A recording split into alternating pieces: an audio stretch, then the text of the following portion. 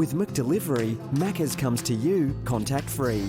This weekend, get free delivery on orders $25 or more via the Uber Eats app with promo code MACCASLOVE.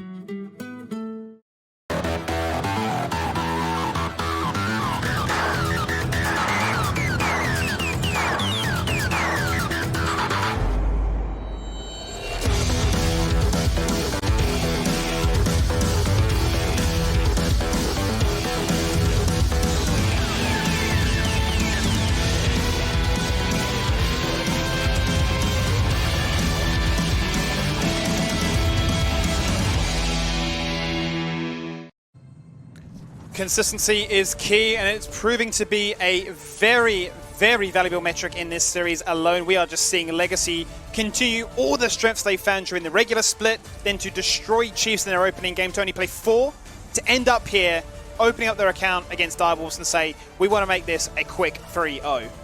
So we're in this third game. It could very well be the last game of the OPL Spring Split. It could very well be the first ever title that the organization of Legacy Esports has won after 8 playoffs appearances. It's a big deal for both teams, obviously, here, as well as Direwolves try to chase their 5th title as a brand.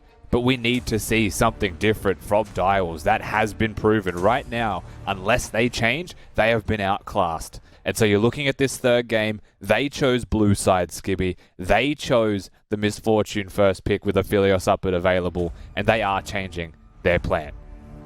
That they are. Legacy going to stick to the Trundle by banning away the Jarvan. Just going to make sure that Babip is on absolute comforts. The same can once again be said about these ADCs, keeping them on what appear to be the most meta AD carries. But the bans otherwise have sat very, very standard, very consistent to what we've seen all series long. The major difference, however, is the Mir on Kindred. That's so.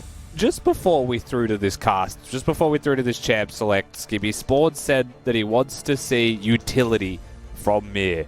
Now, this is like, I want to say it's like a weird hybrid, you know? Like, it's utility because of the ultimate, yes, but it's a carry champion. It's not like the Trundle. It's not going to be a support Sejuani that can enable the team.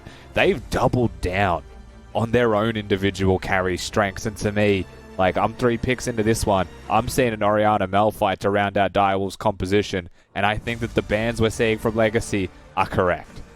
Absolutely so. We're going to see the respect also shown towards Tapoon with the gangplank now being removed. Has found so much success, has allowed them to really turn around the odds, obviously with those cannon barrages, being able to assist objectives, laning phase, and just give them so many opportunities to just force those fights in situations where it really doesn't look like it should be a possibility. Now, what is interesting is the Silas ban. And now, if they do go for the Malphite, you feel like they kind of like shot themselves in the foot. That'd be pretty funny. Yeah, I think that it's obvious that they were going to pick Malphite Orianna. I think, like, when you think back to the last sets, and I mentioned this in Game 1 Champ Select, Skibby, there is a point in every Direwolf set where they say, we have to play the tank's top lane, and Chippy's plays for his team. If they do this, which is possible, by the way, Shock does play Yasuo, though he doesn't play it in the OPL very often, they may just say, flick the switch, play Malphite Orianna. Orianna's banned. Let's play Malphite Yasuo. Let's wombo. Let's 5v5 team fight. Because that's how we win when we're down 0-2 against every team that we've played. And, I mean, every single time the guy has played this, they have been able to be the ones in the driving seat forcing out those flashes, which, as we saw in the last game, was very much Legacy going around the map, forcing out flashes, burning summoners, and basically saying, oh, well, we can rock up to this fight now, and you can't escape. You know, this bombardment of damage of Cataclysms, Equalizes, all the rest of it. Now it puts the shoe on the other foot, and he will get his Corki as well. So once again, another good scaling champion. It's whether or not Shock can find the impact to utilize it. And I do wonder if it's something like a Cho'Gath that we see again from mid lane. Galio actually is probably another pick that Tally may look towards, but he's also a Victor player. So we might just be waiting for a top lane champion here, something that has been cooked up, because they know that Malphite's a pick in the repertoire of Direwolves. So we wait with bated breath for what it is Legacy will pick last to round out their composition in potentially the last game of the day. Looking for the Wombo combo of their own accord right there. The Vladimir locked in. Going to be obviously fantastic for denying what Malphite wants to achieve by dropping into the pool of blood. There's going to be some good options here for them to try and counteract. I'm just really curious to see what they can really deliver now that Direwolves have presented what appears to be really a double, maybe even triple ADC bombardment. Yeah, so it's going to be a lot less pick from Legacy overall. Now they still have, the Victor, the Trundle, and they have a Thresh Hook, so they have lots of capabilities. Whenever Raze has Gravitum as well on a Philios, they do still have the potential to run that style of comp. Direwolves have gone for its utility and carries. There's no other way to explain it, but they have 380 carries in their team, just flanked by beefy boys. They're going to try and keep them alive. One engages, one is utility, and they just have to be, like, if either of them fall behind Skibby, it's very hard to be those 80 carries. If that Kindred falls behind, it's very hard to actually play if you don't get your marks as well. The faster you get 4, the better. Direwolves, they scale, they can team fight, especially with package. They have a lot of tools in the shed to deal with their opponents and the control mages that have been locked in. But if they fall behind, it's risky. So, I mean, talking about Tally's role, how does the Victor really act as the enabler in this composition for them here? I mean, Victor's basically permanent priority in mid lane, especially once he starts to upgrade that Hex Core, once he gets the first one and upgrades the Shockwave that follows on the E, the laser that when placed down, instantly clears a wave, and suddenly you can do whatever you want around the map. That's pretty much Tally's playstyle at the moment, right? That's the way he's been playing League of Legends in this whole set. He's against a Corki, and if Corki wants to trade against him, then he just shields and he can walk away. So what is Tally going to provide to his composition right now? He couples brilliantly with a Vladimir Hemoplague if that ultimate goes down, and there is the Chaos Storm from Tally. Brilliant combo. He can work with the Trundle to help get picks, putting the gravity thingy down, the W. And then he also works with his bottom lane, right? Because they are the pick duo who can team fight, and Tally's champion is designed to team fight. He provides everything for the team. It's a well-rounded pick. But he's against a lot of scaling on the opposing side, and he doesn't have a crazy amount of mobility if that Corki is able to lock him down with a package, or if the Bard gets freedom to leave bot lane. Well, with that in mind, let us kick it off with game number 3 of the OPL Grand Finals. Legacy lead it. They are on match point. They want to make this a 3-0. They want to really seal the deal and say, not only were we so strong during the split, but we will take out this grand final with conviction, putting any haters aside and making it very well known that this split was all about us. There can only be one green in this region, and it is not the Wolves, that is for sure. To be determined, of course. The series is not over yet. There is still a fighting chance in the Wolves. They're going to go with the red buff start here. Looking at the opposing side of Legacy, it's red buff as well. So swapping sides of the map, maybe a handshake jungle clear. And you want to talk about swapping? We've got a handshake swap with mid and top laners. Corki showed in mid lane, using those emotes with Tally, and suddenly it's Chippy's here. So it's very clear that they have the matchups that they would prefer, as they are the ones that instigate this swap. And having a Malphite mid lane against a Victor does increase the kill threat for Mir to gank once Chippy's is level 6. And there is no real way for a Vladimir to kill that Corki, especially if you're feeling threatened. You can just go for the Hex Drinker build, and you'll be fine in that longer lane.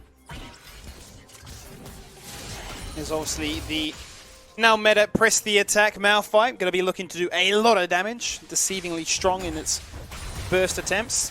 I want to say in some kind of regard it's like a baby version of the Ornn with his brittle. He just slaps you around, and next thing you know, you're in a lot of trouble. Having an auto attack reset makes that nice, Skibby, though. So yeah, I'm going to be very curious to see, like as you can see there with the seismic shards, how that can really allow Mir to rock on up, double slow stack, punch on through with the damage to try and really destabilize this prior that you highlighted that Victor can have. The thing with the press the attack build is, first of all, it's like a 6-second cooldown. It scales pretty nicely if you're against a melee lane opponent, but he's not. Neither of them are. So what it actually provides is, because it does like 60 to 180 damage in team fights and you can proc it more than once, it's just a very good team fighting rune to have for him against what is going to be, Raze on this Aphelios, or even Babup if he's trying to lock him down. But really, you won't see too much usage coming out of that press the attack 3-laning phase this time.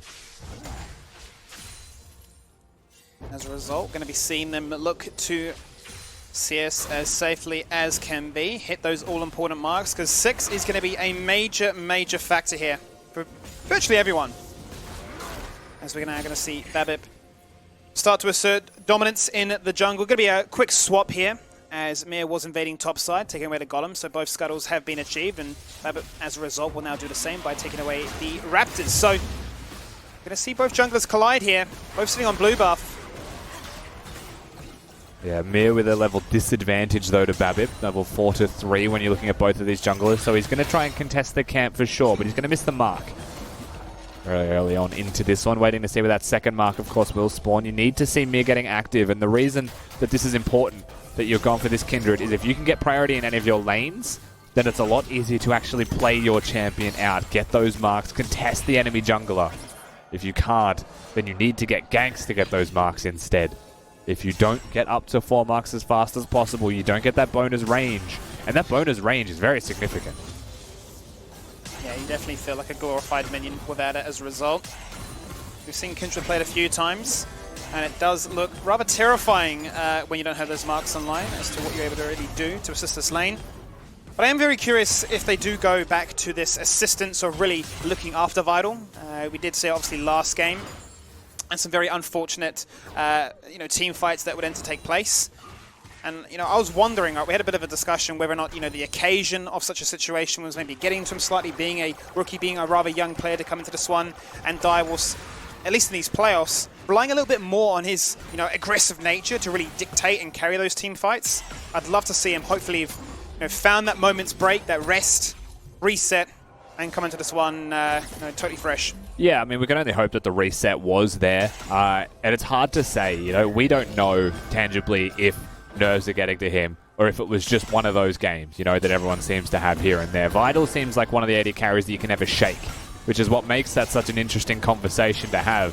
He seems like the most solid mentally of any AD carry I've ever seen. Just no emotions come out of him. At the end of the day, that last game speaks for itself, doesn't it? So we'll see just how he's managed to reset. Speaking of, it's going to be Legacy that will go straight towards this Dragon. As a result of finding Pro in their lane, they can obviously turn their attention towards this. Mir actually has other ideas of his own, though, highlighting what you mentioned only minutes before. As long as that seismic shard can land, or even the unstoppable force, given that he's now 6. Get some marks, get some damage, get some kills. We'll get the Twitch test coming out of Tally sooner or later, you would have to expect. Just given the fact that, he's against the Malphite, he's got the Kindred hovering nearby. Mir may even consider, now that he's got this stack, of course, going to the red buff as it spawns. Looking towards Legacy, however. Is it possible for them to contest this? The answer is no, because they're bottom. That they are. Exhaust goes out very early on to raise. Teleport's going to come on, but Direwolf's going to be the ones to respond to it first. They are under the protection of their own turret right now. Where does Unstoppable Force come out? One man, one member, one job. First blood here, picked up by the Direwolves. Unfortunately, it goes to Cupcake as Chippies puts his everything into getting that kill. That's the flash, ultimate, and teleport used here by the mid laner of the Direwolves. Shock also uses the teleport himself, where Topun has not used anything yet, so good that that recall gets cancelled. End of the day, Direwolves do pick themselves up the first blood. They do have a 1,000 gold advantage across the map, but it goes into the hands of the Bard. And how much really does that actually hurt in terms of the matchup? I mean, does this really allow Cupcake to add more protection? The rushing towards maybe the swiftness boots or the redemption to be a bigger factor in these team fights that are to follow?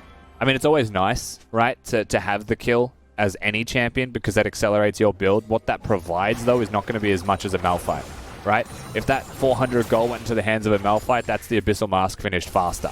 And suddenly he's just much more threatening getting around the map. It's harder to be Tally, harder to play the Victor into him. That has a big influence on the map. Bard, yes, he gets faster Mobies, he can be around the map himself and he can roam, but he's not a carry. He doesn't deal damage. Oh, Chippies is going to get back to this lane. Did fall a little bit behind in CS as a result of that one. We're going to fall, I suppose, very similar to the category of what Tally has been doing, enabling those lanes, allowing these members to get online, and Vital will need it. The balance in bot lane right now is incredibly fragile. There's going to be a slight lead favoring the Direwolves, given the fact that Isles is not level 6 just yet, and that is going to spring Mir's attention. Babip's respected, he's actually recalled. Mir is on the hunt. Yeah, this is the place to be right now, with all of the summoner spells missing down in bottom lane. Even Malphite, whose ultimate's going to be available in about 1 wave's worth of time, could start his walk down here. Mir aptly hunting is about to start this. They're about to look. Tempered Fate connects, still no box, very hard to disengage this one. No flash, no ability to disengage. Mir picks it up. Job done. Yeah, easy pick. Bard ultimate used, Misfortune ultimate, sure. But they do get the pick. And you could see instantly, the second that Bard ultimate connects onto Isles, they just let him go. They sacrifice him. He does what he can. Maybe they poke their heads forwards, but they were never going to commit to anything drastic. That's an extra kill. Once again, going to the pockets of Direwolves, much more active around the map in a very effective way. As the response and the trade hasn't been there. You can see what that means for the overall gold count. That's what's going to allow Cupcake just to respectfully just wander into mid lane, but Tally's had enough of that one. Chucks at the Chaos Storm very early on, zones him out. The flash, the flay from the hook in towards the tower. Chippy's getting bullied. Unstoppable Force not going to be an option now. Yeah, Legacy they just will not be bullied out under the tower. stopped in their tracks completely. Any look at mid lane was completely diffused. Of course, Tally did have to use his ultimate for that. But nevertheless, completely just deters any attempt on his life or any attempt on a turret. And he'll get the free reset off. He's earned the right. Builds a CS lead for himself as well. And now he's actually moving to the Herald as Direwolves are looking at it. They are. Kindred's going to be the first one there. Tapoon sitting pretty in the top lane, going even right now with Shock, who has now just been granted the blue buff. That is the dream situation for a Corki, looking to stack up that tier. Get the Mirror Miner spike online as quickly as possible. More importantly, get himself an objective. And once again, try and find value with it. Where do they want to use it? You'd imagine mid lane, make it easier for Chippies to rotate. But the first Herald of the game is usually going to go to a side lane anyway, just because it's more free gold. You could place it mid, but it wouldn't be to break the turret. That'll take too much effort against the Victor, who you just saw what he can do if you stand and deliver. You almost have enough damage to kill someone there. Particularly Mir, who is a very fragile champion on that Kindred. I would expect to see it used, even potentially where we're looking right now. You know, there's no package in top lane anymore. The kill threat, a little bit waiting. It's very hard to take down a Vladimir when he can just use his puddle and walk away. So you'd expect, once again, that Bard ultimate. While there's no flash on Raze for 30-odd seconds, maybe throw it there. See what they can get. Even afterwards, maybe just force the flash and push them away so you can summon it for the plates. Well, the next dragon is now online. It will be an Ocean Drake, and there's a lot of unlocked power, very cheap power for this Misfortune. It has gone for the triple Dorans into double Longsword. Combine that with the BF, and you've got a lot of attack damage right now. That bullet time will hit very, very hard. And that's why Mir can now start this one off with a lot of confidence. Not to mention that he does have those lanes working in his favor. Now we're going to see what soul we get, which is going to be a Cloud one. And boy, oh boy, if I saw Chippy's eyes light up right now, I'm sure he is seeing gold. It's also very nice to be a Victor or a Vladimir with a Cloud Soul. That extra movement speed as a Vladimir is just going to be terrifying to deal with, let alone Victor being able to close the distance and keep on top of you. One of the most annoying things as a Victor, of course, is when the enemy just walks away and you've been countered by it.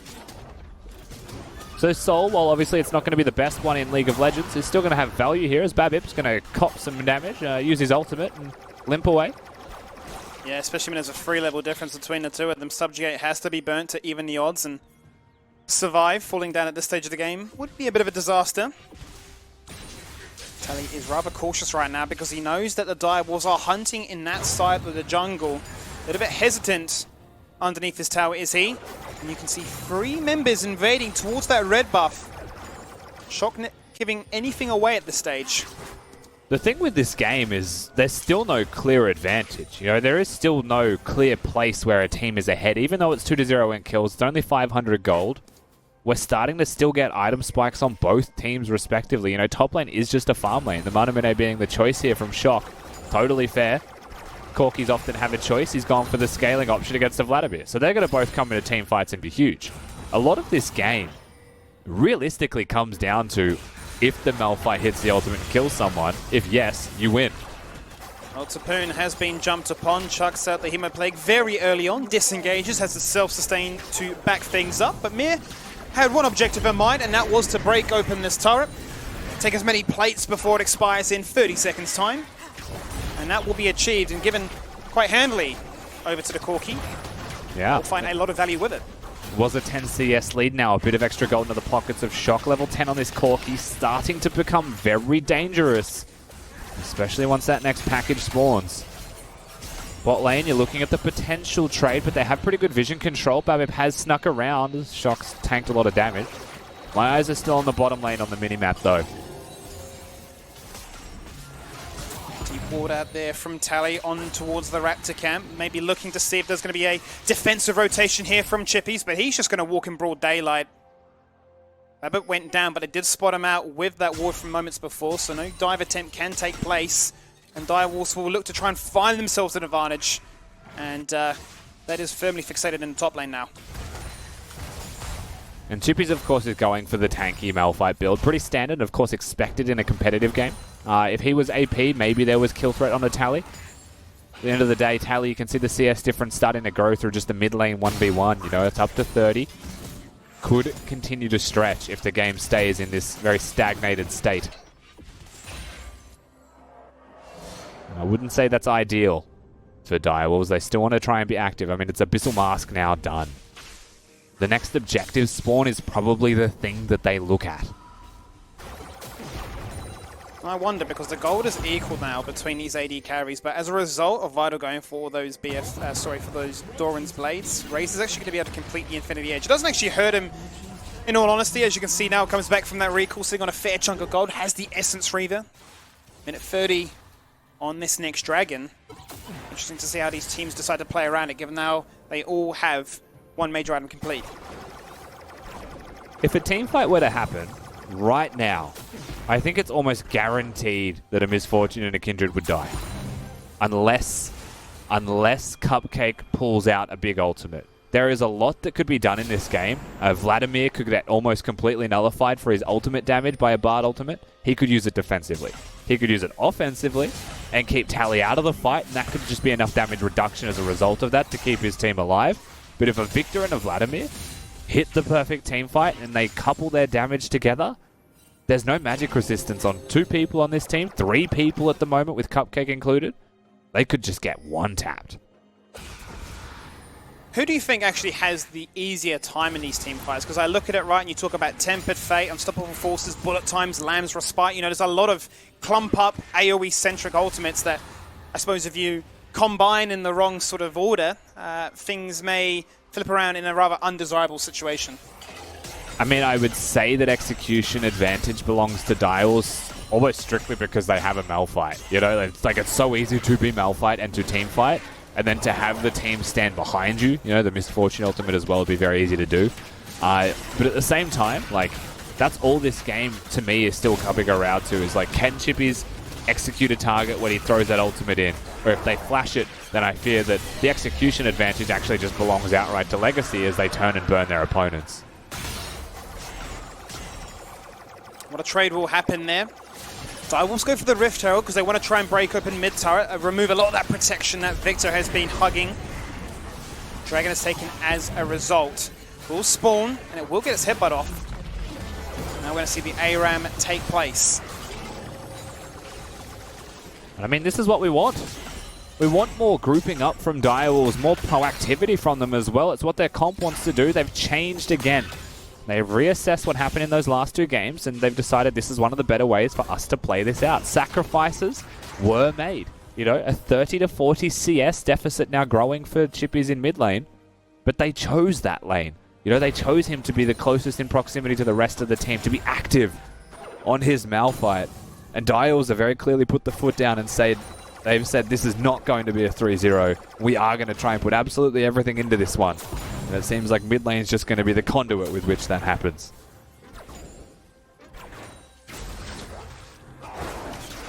See another lull state take place again. You can understand that Direwolves have really pumped the brakes on this game. The first 2 games breezed by.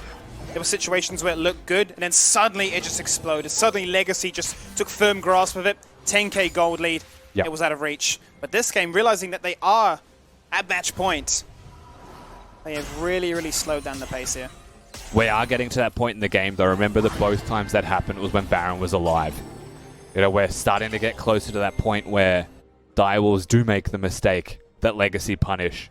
Now, it's a different type of Legacy in this game. It is worth pointing that out, right? Their pick composition is less aggressive in that regard. They have more potential for split pushing. They have more potential for side laning. And that's something you would expect to see more of them in this one. So I don't think it's going to be so much about hit that 5v5 team fight 23 minutes in and just end the game. That's Direwolf's prerogative. See Telly freeze things up here in the top lane right now. Yeah, he's committing a sin. Tapoon's just chilling bot side as well. Both have their teleports available, as do mid laners as well. So the macro advantages are present if it were necessary. Obviously, as you see, 30 seconds of the Baron and a long time until that Dragon. So members are just furiously farming away to get those second items online. The major victor of that will be Raze here, now that completed Runins. So we do start to see those team fights actually take place. But he's getting away with sitting Skibby. He is able to actually hold that freeze in top lane. Malphite not even threatening. Direwolves are forcing that control of the red side jungle if they can. They're trying to stop this freeze from existing, but Tally's been able to extend that for quite some time. Yeah, they're just darting between mid and top, staying healthy in that jungle, keeping vision on lockdown, trying to catch up members. He's big braining here. Tally's definitely a Galaxy Brain best of 5 player. Gathering Storm procs as we hit the 20-minute mark, so the longer this game goes, the stronger this Victor will be. It's not like he scales off by any means. It's not like a Vladimir Victor scales off in a game, especially with an Aphelios to back you up as the physical damage. Both teams scale fine. I feel like this fresh pick right now is going to be such a great pick for really being able to face check all these threats that Direwolves present, be able to get yourself out of harm's way with the Lantern. Given the form that Isles is in right now, completely, confident, not shaken up at all. You can definitely rely on this man. Hex Drinkers are on here as well. We mentioned the Abyssal Mask before. It is still going to be there for Chippies. Magic Resistance starts to get built. It's also going to be a Black Cleaver from the looks of it. From this Kindred, so a little bit more tanky if there was a fight to happen immediately. And like we mentioned before, while Legacy are still getting stronger themselves, and it is worth, of course, pointing out the item spikes that they're starting to build, the Direwolves will be the ones who feel the pressure, I think. They'll be the ones who feel the need, but they're also the ones who are 0-2 down in this best of 5 for the OPL title. And that's why I wonder, right, if you start to overthink the situation, you're Corky, you go, look, I want to get level 16, but then you say, maybe I've missed my mark and when we could have forced a fight when we had, these big power spikes. As you can see right now, he's working towards getting that Trinity Force online as well. 2 items are the play, as Chippies gets the 2 Crux core items needed to be a tanky boy. That he is. Also, looking at Vital's item build, of course, he went for the triple Dorans. Not seen in every Misfortune game, but has it in this one, so his item slots are fine for the moment, but you always wonder how much gold he has and when they start to be sold. Once you've committed to the purchase of them, you want to keep them for as long as possible. That extra lifesteal from having 3 as they stack will be very useful in the fights that may happen. Up. And you can already see that Vladimir is just soloing out this Drake. He kept all the rest of his team in mid lane. They were distracted. They picked this one up for free. Cheeky. Direwolves instantly, we have to do Baron. We have to do something or we are slowly getting bled out of this game. At least the teleport needs to be forced from top in. If they get the Vladimir teleport, they could just disengage and say that's a victory. But they're committing to this one right now. Teleport comes in. This could be the fight. Baron is down to half. Out comes the TP. House is locked in place. The damage is there. Bullet time overlapping. Bebet flashes into the pit, looking to do as much damage as he can right now. He wants to try and steal away that Baron if he can be. Lamb's Respite is down. Unstoppable Force is not a factor. Direwolves pick up the Baron. Vital disengage is very, very low. But Legacy all on 50% health. Stay strong as a 5-man unit and force the members of Direwolves to run left, right, and center.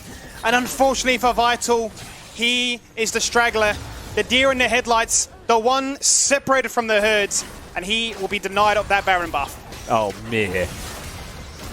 He might be able to get out as well. He dashes across the wall. Raze needs one auto. He cannot find it. No vision.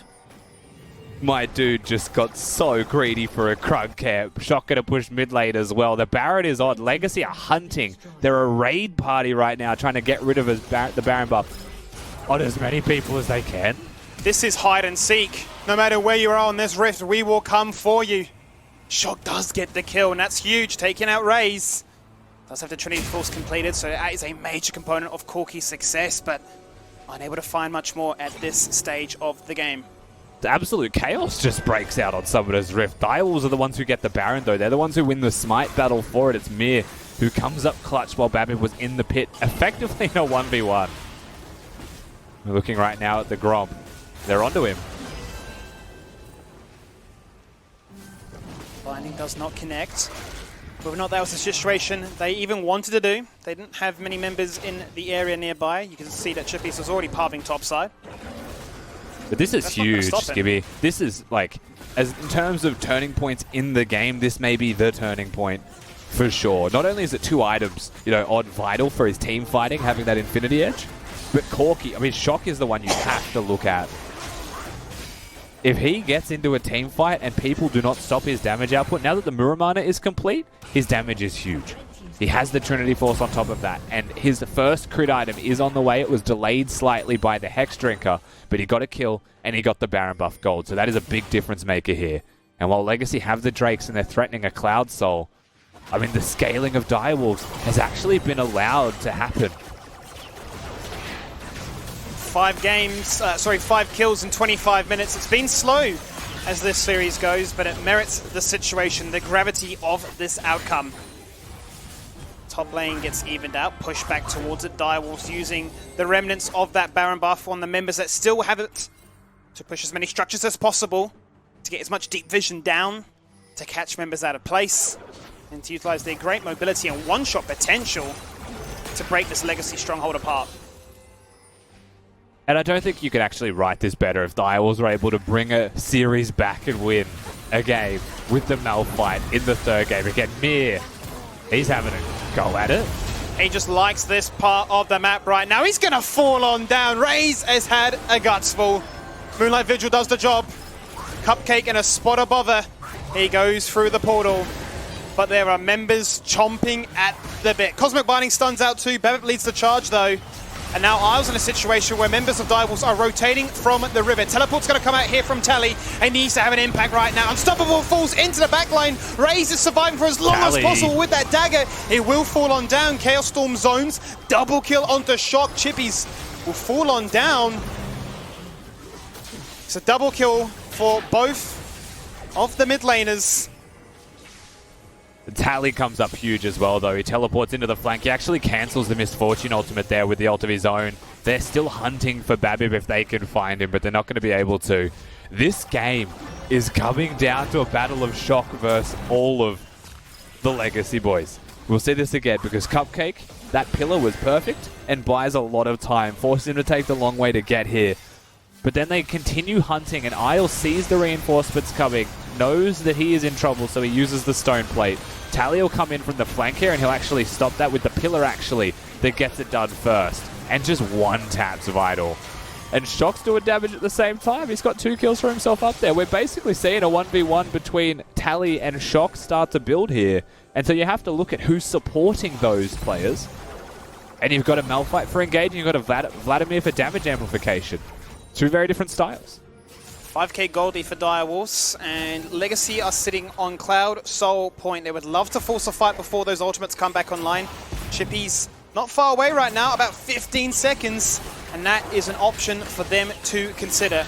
But they are the ones in the driving seat. They are the ones in the best position to claim this one. Tapoon just flashes across the wall. He wants to delete Vital, but the stopwatch denies all of that. Flash again from Isles to land a death sentence. Tempered Fate protects himself for just a little bit of time. And the Unstoppable falls, deleting Raze. The perfect player cannot make the perfect comeback here. This is what we expected from Vital. This is what we know he can do. He picks up a triple, and Direwolves get an ace. They do get an ace, but look at the health bars on all of the remaining members except for Shock. They are so incredibly low, but they do get it. They get the kills. Now they'll push bottom lane.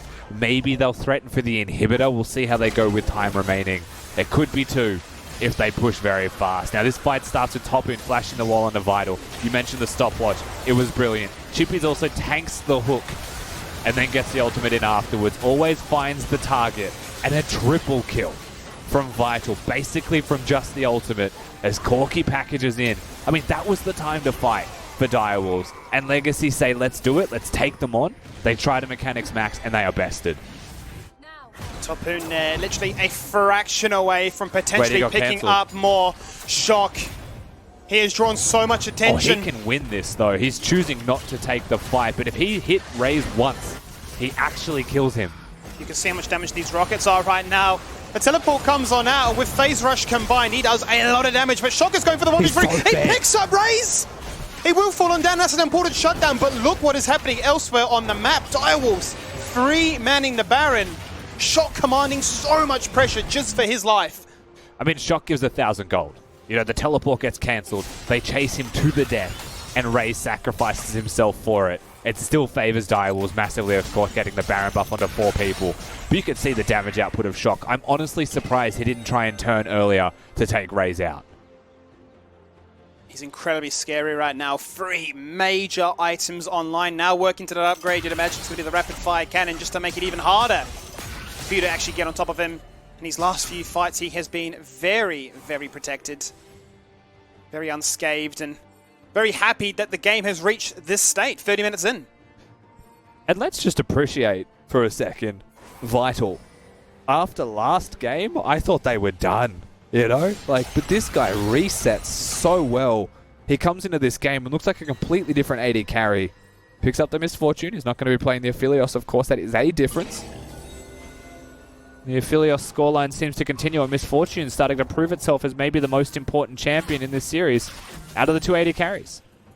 And that's when I start to wonder, right, when we go into this next drafting phase, if we are to get to a situation like that of, you know, your likes of Varus's, your Ezreals. Yes, Kalista's probably going to be a permanent fixture here and being taken away, but we're seeing both AD carries very much like these are the only 2 we want to play, and then Misfortune, for the most part, getting the better end of the stick. The resilience of Direwolves once again proving to be a very powerful asset that they have in their arsenal in a best-of-5 series. 9,000 gold lead. Legacy still hunting, still looking for those players. They do still have the Victor and the Vladimir if it comes to team fighting capabilities. It exists.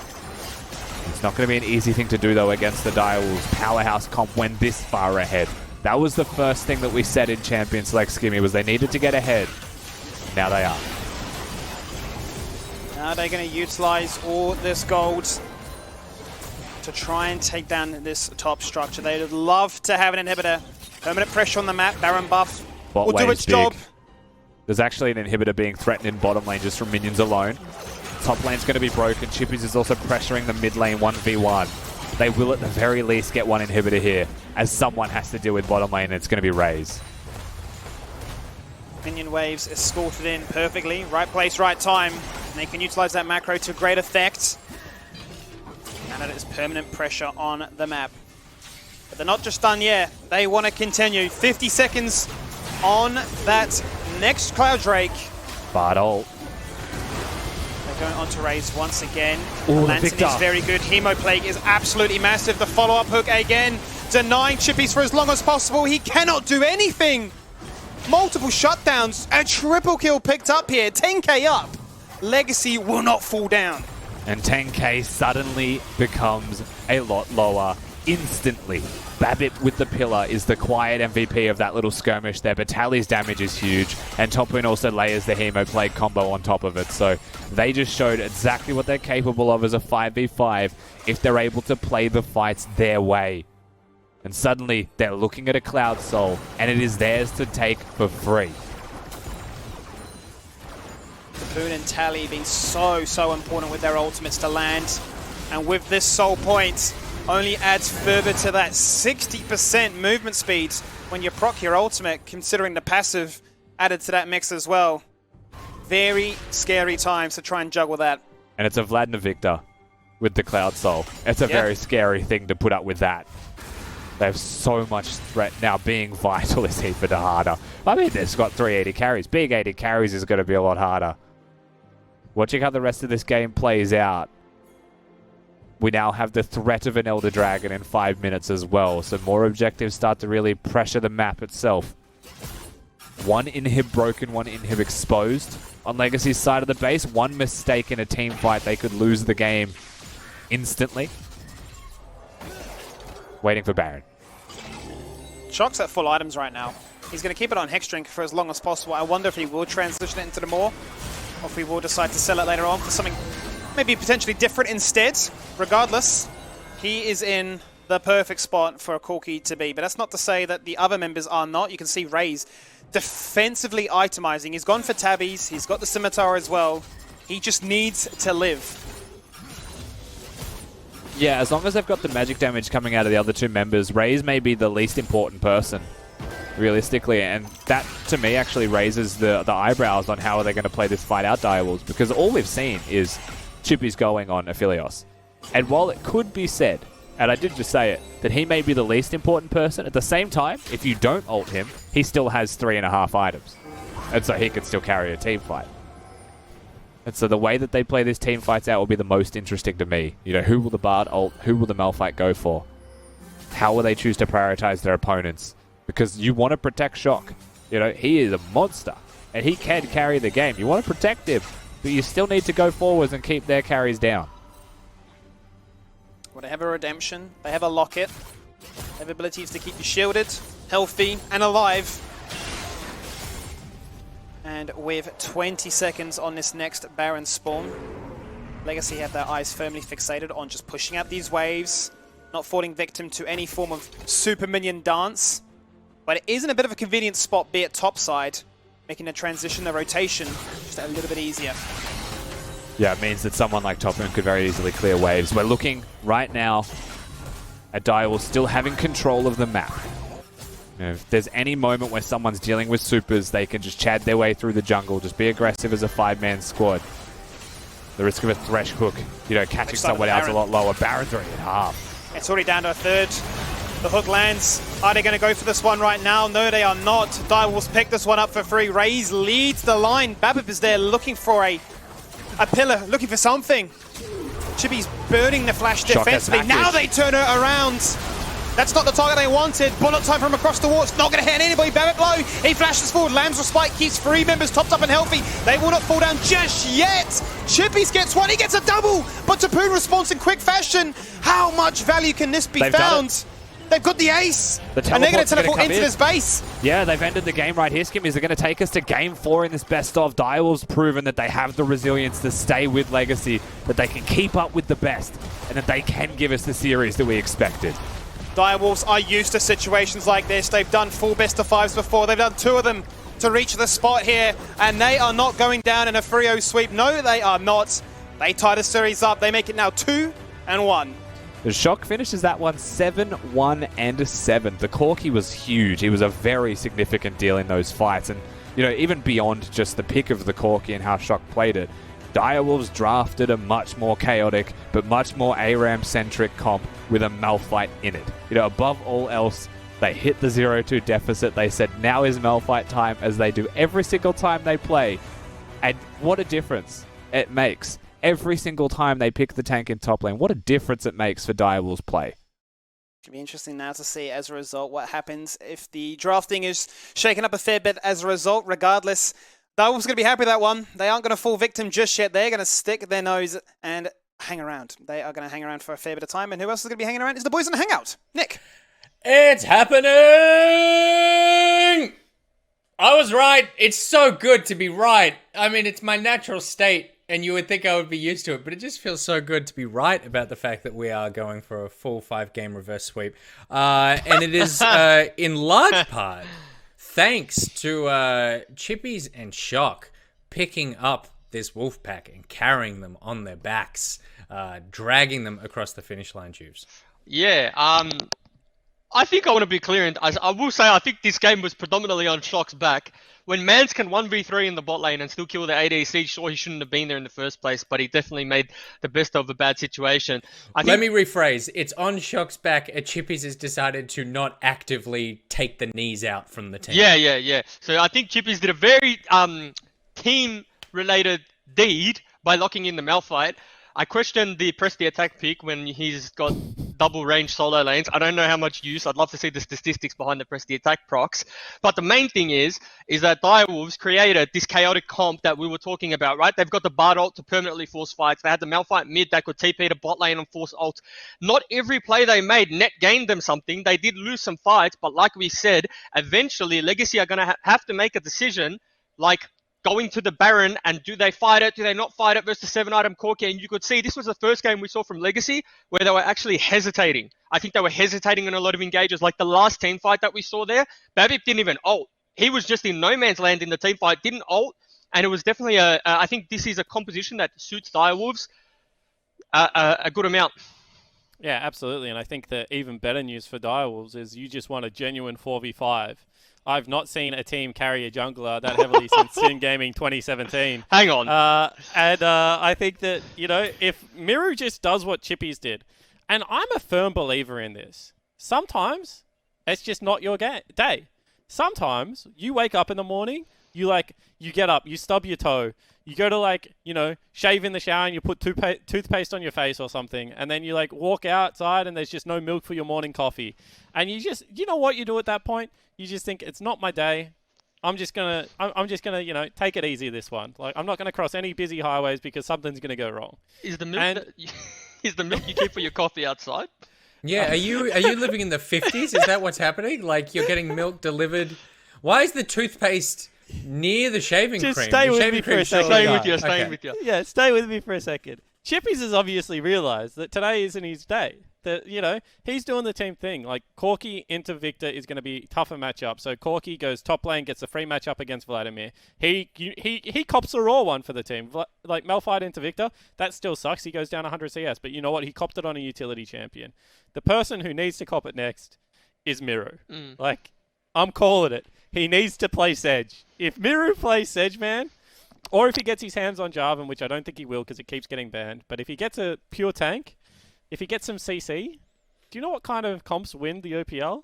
CC, damage. That's all you need. You need some chance with CC and some chance with damage, and you got a good composition for you. And if you have champions that have R buttons, I know all champs have R buttons, but some have some significant R buttons. Some have R buttons so that you don't actually pick the champion if the R button's down.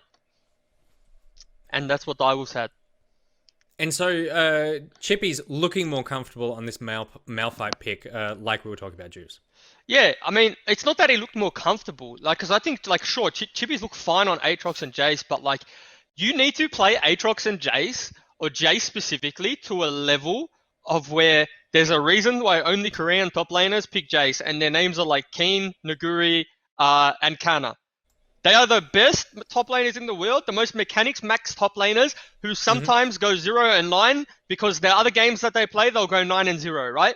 And this isn't a time where you can afford to go 0-9 on Jace.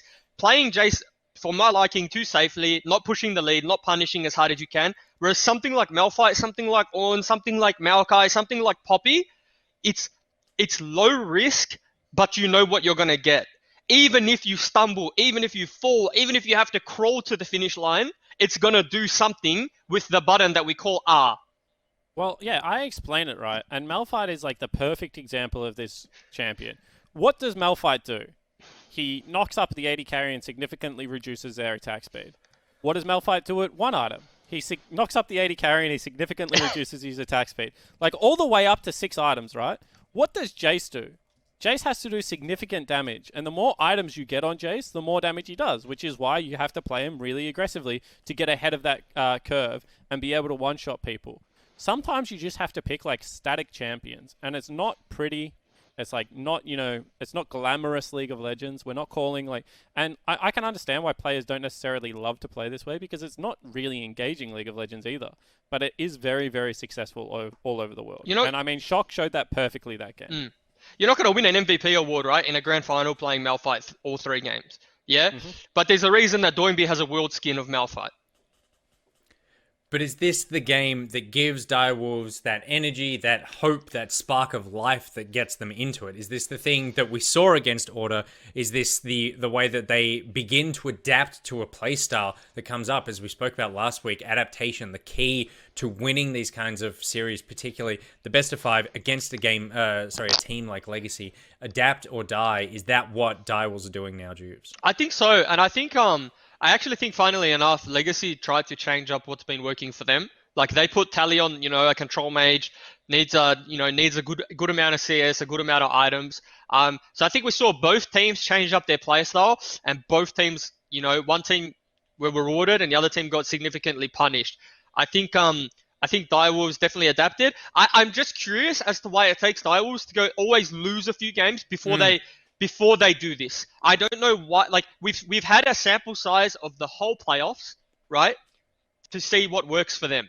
It's been very evident that Chippy's on these tanks, on these engaged champions, and Shock on these like control majors that genuinely 1v9 team fights really works for them. But it always takes to go down a few for them to just flip the switch, and go into that way of playing. I mean, I can give you the exact answer. And, like, I'll give you some insight into, like, O scrims. And, Juice, you've been a part of this, so you'll agree. In O scrims, you pick something like Nocturne, and you hit level 6, and you, like, FK around the lanes, and everyone's on 30% health with no flashes available, and your Nocturne, like, ults someone, gets his proc, like, ults the next person flying around the map. You got, like, a 6-0 Nocturne. You're like, Nocturne is OP. We've won every game we've played with Nocturne this week. You know, Aatrox is OP. Jace is OP. Like, this is such a volatile lane. You get onto stage, and no one trades. Yeah. And everyone has summoner spells. And then you're a Jace that, sure, you're farming at 10 CS, and you're against, like, an Ornn that's farming at 8 CS a minute, but their 80 carry is 100% health with more CS than you, and he's flashing his heal available, and you don't do anything. Because the game is different on stage than it is in scrims, because there's this thing called pressure. And I think that the comps that we're describing are, like, no-pressure comps. You're never on a clock. You always have the same way to win the game. And I think, like, what OS players, and I guess players all around the world, trick themselves into is like, we'll just make it like the scrim. Like, the choice is ours. We'll make the game volatile. But we said this, Juves. Legacy is the best team in the league at making the early game not volatile. Yeah. They disengage from any of the action you want to go for. And I think Direwolves finally recognize that. Nick, if there is a turnaround game, this is definitely it, because they have done a very, very good job of just putting together, like, make a choice. Fight us or don't fight us. If you don't, we're going to take every objective. They got 3 free Barons that game. If there is a turnaround game, like you said, it is this one. But is there going to be? Because Legacy, I mean, on their day, Legacy are a better team than Direwolves, we would say. I think we can agree on that. And is this a blip in the radar? What was it about this game that Legacy dropped? Because even with the changes that we've spoken about, I still would have expected Legacy to be able to handily take care of an adapting Direwolves. Well, Juves. now I have questions for Legacy, right? Like, so Legacy have been this really powerhouse team who for me have played the same way all year, right? Or at least with the Tally iteration, they've played the same way. They've played those kind of tanky mid laners or the utility mid laners that like I say, probably for the 5th time, they facilitate and enable the people around him. But we've just seen Legacy, for whatever it was, taken off that comfort draft or that comfort playstyle, and they didn't look too good. Like, that genuinely didn't look like a good Legacy team. So now, is this a product of Legacy not being able to play multiple playstyles? Is this a champion pool problem? Are they going to default back to the Cho'Gath, back to the Rumble, back to the Ornn? I know the Ornn's banned most games, but still, now there's question marks for Legacy. And for me, I'm not going to have the answer until I see their next draft, if they can default back to that. Spawn, do you agree? Yeah, I think so. I think, like, when you have a look at it, they picked, like, a slightly harder to execute comp. They didn't have a big engaged partner apart from Vladimir. And, like, to be honest, like, I think they got thrown off a little bit just by, like, some of the things that Direwolves are doing. Like, you know, we're chasing down your 2 carries, but Shock's still pushing mid lane. They're taking Baron, but Shock's still recklessly pushing bottom lane. I think there was enough, like, aggression from the Direwolves that game that it would have upset the way that Legacy like to play. They would have probably thought that, hey, like, Shock's the only strong member here on this 4th dragon fight. We're going to be able to pick up, you know, this dragon for free. And the rest of the Direwolves lineup just throw themselves at the Legacy lineup and kind of play super aggressively, and they get the winning team fight, right? So I kind of agree with Juves. I think that, sure, the draft wasn't ideal, but I actually think it was a swap up in the aggression from the Direwolves that maybe would have caught Legacy off guard after how they played the first 2 games. And, you know, they need to get used to that and the kind of the pace of the game in this, you know, game number 4. My favorite part of that game was just before we got into it, Juves saying the way to beat a team that make good choices is throw too many choices at them. That's what Direwolves did. You see an example like the Dragon fight, and then it works. Juves, you are some sort of analyst. It's almost like this hangout is the most intellectual, and we know what we're talking about 99.9% of the time. It's a very exciting time to be alive. It's also exciting because Neosurf are here and they want to give you skins. They want to give you masterwork chests and keys. All you need to do is head to the @OPL Twitter page, predict the total game time for Game 4, and you could be in the running for a lot of very cool prizes. @OPL on Twitter. It's time for Game 4, Legacy versus Direwolves. The sweep continues!